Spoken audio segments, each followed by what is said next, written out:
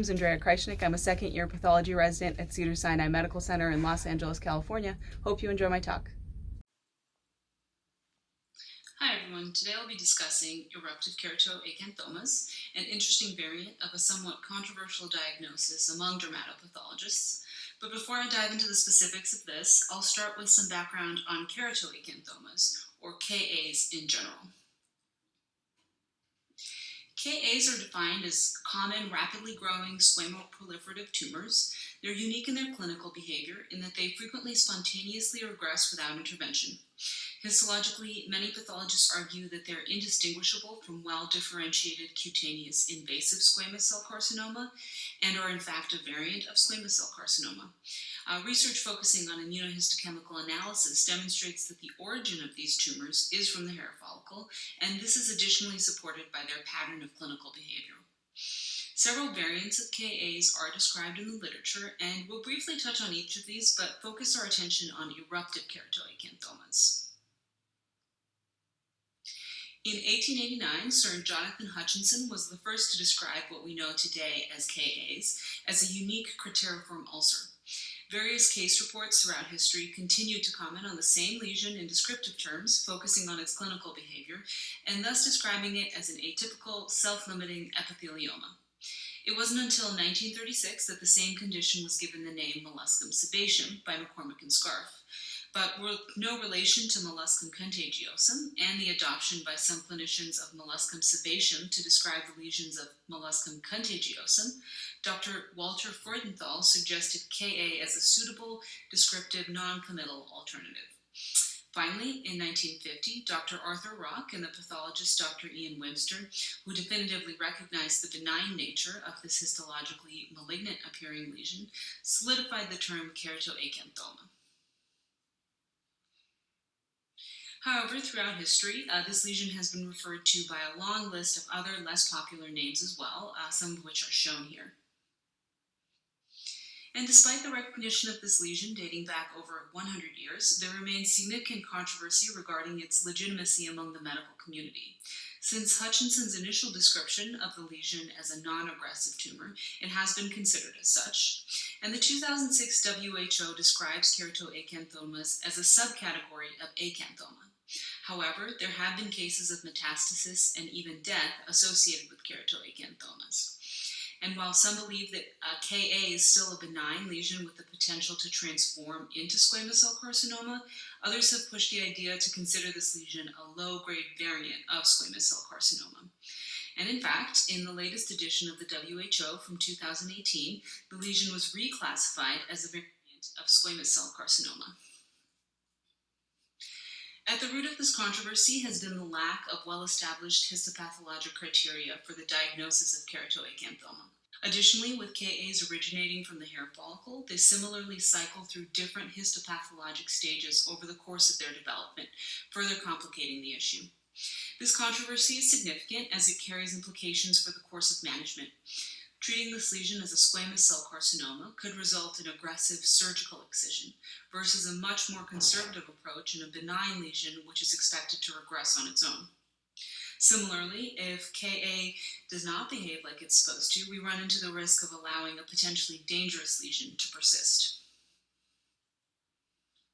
With that said, I'll talk a little bit more about the clinical aspects of this lesion. Keratoacanthomas typically arise in the sun-exposed, fair-skinned individuals in the 6th and 7th decades of life.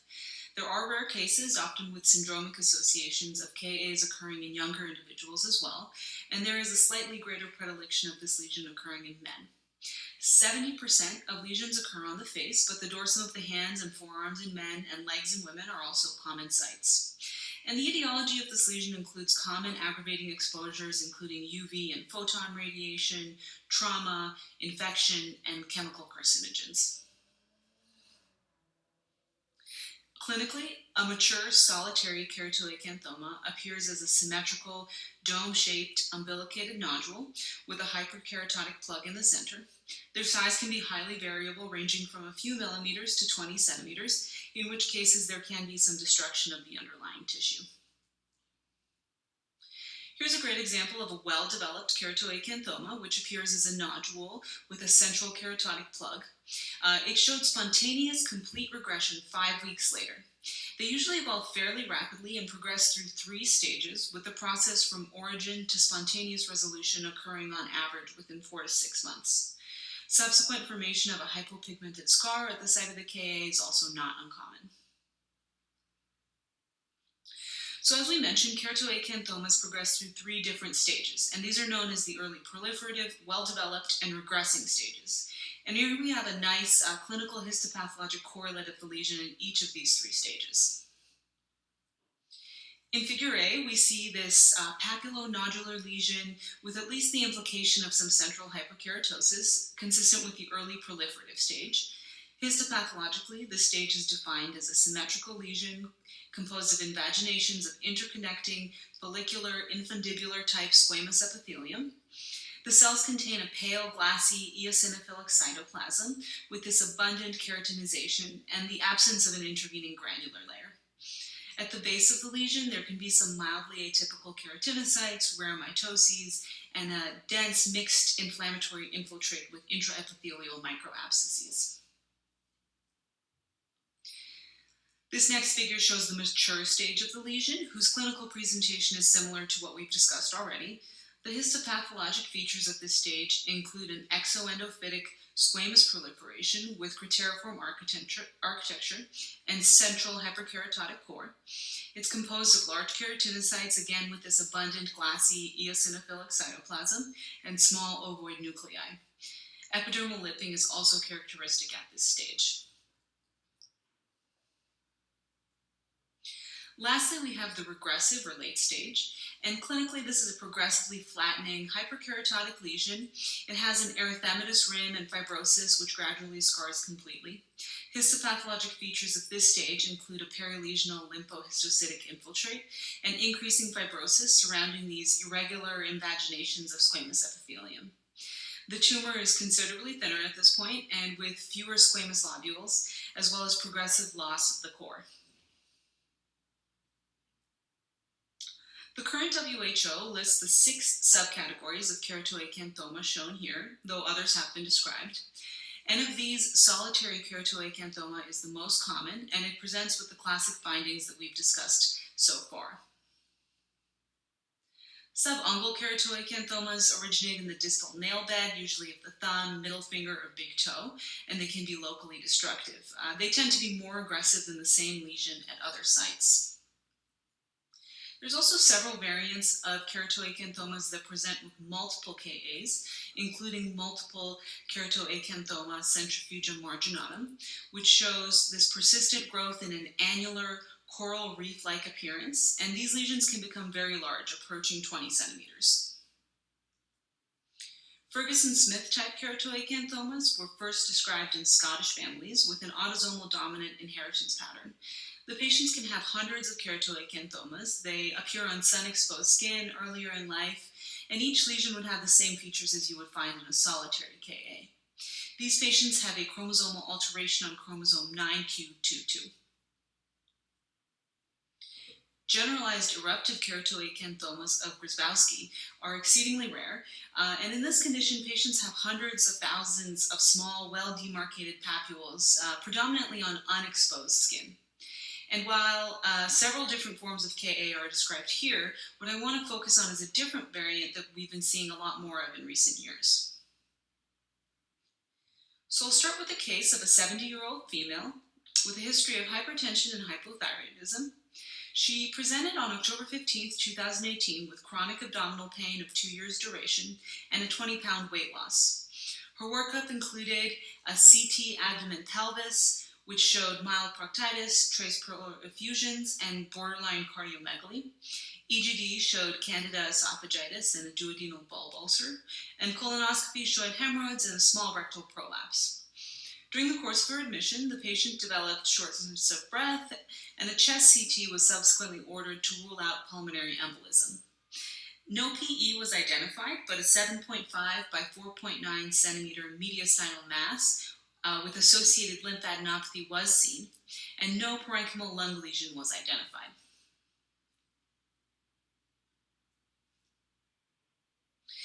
An endobronchial biopsy of the trachea, carina, and left mainstem bronchus was performed and showed bronchial mucosa with poorly differentiated squamous cell carcinoma. And here we see the microscopic appearance of this lesion. The lesion was strongly positive for PD-L1 with no actionable mutations identified. PET-CT confirmed the presence of metastatic deposits to the liver, and the final stage was T2, N3, M1, stage 4. Due to the patient's poor performance status and comorbidities, she wasn't eligible for chemotherapy, and so she was started on Pembrolizumab on November 9th, 2018. In January, just 2 months after initiating Pembrolizumab, the patient began complaining of painful erythematous nodules that had appeared on her left arm and leg. She saw dermatology in May, and they noted 4 1 by 1 centimeter lesions on the left hand, forearm, and shin. They biopsied the lesion that was on her left hand, and this is what we saw. So microscopically, we see a roughly symmetrical cup-shaped neoplasm. We can see an orthokeratotic central crater and some inflammation as well. The keratinocytes appear mildly atypical with pale glassy cytoplasm. Some of the keratinocytes mature to form a granular layer, and we have other areas where no granular layer is identified. The pathology report is shown here, and it was called keratoacanthoma, squamous cell carcinoma, keratoacanthoma type, consistent with the latest WHO. Of note, when we compare the morphology of the squamoproliferative cells from the patient's endobronchial biopsy with the newly diagnosed keratoacanthoma, we can see that they're quite distinct. The keratoacanthomas were surgically excised and did not recur. However, the patient died earlier this year. So why did the patient develop these lesions? Well, what I didn't show before was the comment from the pathology report, which notes an association between pembrolizumab and eruptive keratoacanthomas. So what are eruptive keratoacanthomas in this context? Well, we talked about the subcategories of KAs listed in the WHO, several of which are associated with multiple KAs. Eruptive keratoacanthomas, in relation to pembrolizumab, and as we'll see, a variety of other causes, represent a distinct clinical presentation with a somewhat unclear definition. In general, eruptive keratoacanthoma is a clinical term. It's used to describe an idiopathic proliferation of atypical but well-differentiated keratinocytes. It presents with multiple hyperkeratotic papules that develop concurrently. And while these lesions are known to be confined to the dermis and lack high-grade features, specific guidelines have only been proposed. One such paper out of Boston attempts to lay out very clear clinical and histopathologic criteria for eruptive keratoacanthomas, with each category including both required and supporting criteria. Using these guidelines, the required clinical criteria include the presence of multiple hyperkeratotic papules and plaques that erupt synchronously. Supporting criteria include considerations such as localization, uniformity, and evidence of novarization. The required histologic criteria state that the lesion must be comprised of a squamous cell proliferation composed of dysplastic or atypical cells with benign, premalignant, or low-grade malignant features. The diagnosis is precluded if the lesion is poorly differentiated, infiltrative, or perineural or lymphovascular invasion is identified.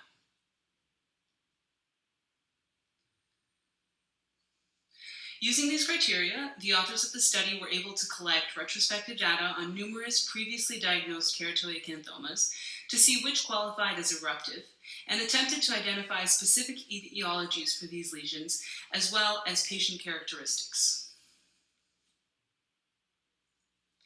30 patients were included with an average age of 73.5 years old. The majority were female and all were Caucasian. 80% had lesions localized to the lower extremities only, 10% to the upper extremities only, and 10% had lesions on both the upper and lower extremities. As mentioned, the lesion is defined as having an idiopathic origin, but several studies have collected data on potential etiologies. Those specific for eruptive keratoacanthoma appear to be a number of systemic medications, including Pembrolizumab, which was prescribed to our patient, and syndromes including Muir-Torre and xeroderma pigmentosum. There are also numerous cell cycle regulatory pathways responsible for the manifestation of KAs in patients taking these medications. For now, we'll focus on the association between pembrolizumab and eruptive keratoacanthomas. Pembrolizumab is a monoclonal antibody directed against the PD-1 protein and acts by stimulating a T cell response. It's used in the treatment of melanoma, non-small cell lung carcinoma, and head and neck squamous cell carcinoma. There are established and widely recognized dermatologic adverse events associated with pembrolizumab, including those listed here. And importantly, the presence of these indicates a positive prognostic factor. This 2017 JAMA article reports 3 patients with pembrolizumab-associated eruptive keratoacanthomas. All 3 patients presented with a sudden onset of multiple lesions on sun-exposed areas of their extremities after a median of 13 months of pembrolizumab therapy, consistent with keratoacanthomas. Histologically, the lesions showed a cup-shaped architecture with glassy-appearing keratinocytes and sparse underlying infiltrate. The infiltrate was predominantly composed of CD3-positive T cells with scattered CD20-positive B cells and relatively few PD-1-positive T cells. An immunophenotypic pattern also observed in pembrolizumab-induced lichenoid dermatitis and in lichenoid mucocutaneous eruptions due to other anti-PD-1 therapies. The paper proposes that in pembrolizumab-induced eruptive keratoacanthomas, an enhanced immune response in the setting of pre-existing and unidentified mutations could induce the epithelial proliferation. And in this scenario, corticosteroids would be expected to reduce keratoacanthomas, as would be seen in other immune-mediated dermatologic adverse events. This is an interesting perspective, as keratoacanthoma regression is often thought to be an immune-mediated process itself, especially given that eruptive keratoacanthomas tend to occur in immunosuppressed hosts. All 3 patients in this study were treated with intralesional and topical corticosteroids, and they experienced complete regression of their lesions. But that's really just the tip of the iceberg, with numerous papers reporting an association with the development of eruptive keratoacanthomas and other medications, including nivolumab, leflunomide, bevorapinib, and others. And photodynamic therapy, even radiation therapy used in the treatment of keratoacanthoma centrifugum marginatum, has also been reported to result in eruptive keratoacanthomas. And while most of these suggest the possibility of a T-cell-driven immune etiology, there's no definitive agreement as to the exact etiology. Even in regard to management of these lesions, there was significant variability in the clinician's decision to treat and continue or discontinue the medication in question. But immune-suppressive medication and procedures are not the only cause of eruptive keratoacanthomas. In addition to some of the syndromes touched on earlier, Muir-Torre syndrome is also characterized by the presence of eruptive keratoacanthomas. Muir-Torre syndrome is a rare genetic condition. It results in predisposition to sebaceous neoplasm and visceral malignancies, and it represents a variant of Lynch syndrome. It exists as 2 subtypes, MTS 1 and 2, and the more common variant, MTS1, is autosomal dominant. It's caused by germline mutations in DNA mismatch repair genes and results in microsatellite instability. MTS2 represents 35% of tumors in patients with MTS, and these do not show microsatellite instability. In MTS2, there's instead a biallelic inactivation of MYH, which is a base excision repair gene, which results in an autosomal recessive inheritance pattern. Sebaceous adenomas occur in 68% of patients with Muir-Torre syndrome, with a large percentage of patients also developing sebaceous epitheliomas and sebaceous carcinomas. But other cutaneous tumors are also seen with increased frequency in patients with MTS, including KAs, BCCs with sebaceous differentiation, and cystic sebaceous tumors. Of course, visceral malignancies are also an important aspect of Muir-Torre syndrome, with the most common being colorectal adenocarcinoma. And MTS2 also has a known association with gastrointestinal polyposis, which can range from dozens to hundreds of adenomatous polyps. Other reported cancers, including endometrial, ovarian, small bowel, are also listed on this slide. KAs in Muir-Torre syndrome may be typical, but they do often demonstrate sebaceous differentiation, designating them as seborrheic-keratoacanthomas, which is shown in this image with the arrow-designated well-differentiated sebaceous lobules. Clinically, the KAs have a typical morphologic appearance, and when subject to immunohistochemical analysis, KAs associated with Muir-Torre syndrome demonstrates a loss of MMR gene products. Traditionally, Muir-Torre syndrome requires the presence of at least one sebaceous neoplasm and one internal organ cancer. But keratoacanthomas play an important diagnostic role, as the presence of multiple keratoacanthomas or seborrheic-keratoacanthomas or keratoacanthomas in areas not exposed to sunlight also suggests the diagnosis.